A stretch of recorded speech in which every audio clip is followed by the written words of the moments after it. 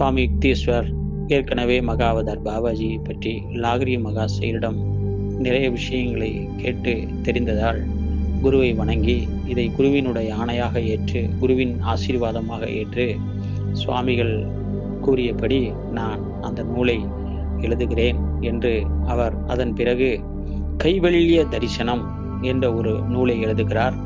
அந்த கைவல்ய தரிசனத்தில் இந்த இயற்கை பிரபஞ்சத்தில் இயங்கக்கூடிய கோள்களினுடைய சஞ்சாரத்தின் நிலைகளில் அவர் ஒரு அற்புதமான விளக்கத்தை கொடுக்கின்றார்.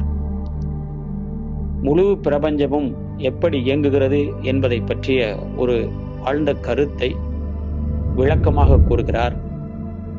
அதன் பிறகு ஒரு ஜீவன் இங்கே ஜனித்து பிறந்து அந்த பிறப்பினுடைய நோக்கத்தை நிறைவேற்றுவதற்கு என்ன செய்ய வேண்டும் என்பதை குறிப்பிடுகிறார். அதேபோல் இறைவனை அடைவதற்கான சாதனா முறைகளில் இருக்கக்கூடிய நியமங்களை பற்றி தெளிவாக விளக்குகிறார். அதன் பிறகு மோட்சம் முக்தி அடைவதற்கான கைவல்ய நிலையை அடைவதற்கான வழியை குறிப்பிடுகிறார். இப்படி தெய்வீக ரகசியங்களை கொண்ட ஒரு நூலை சமஸ்கிருதத்தில் கைவல்ய தரிசனம் என்று அவர் அற்புதமாக வடித்தெடுக்கின்றார்.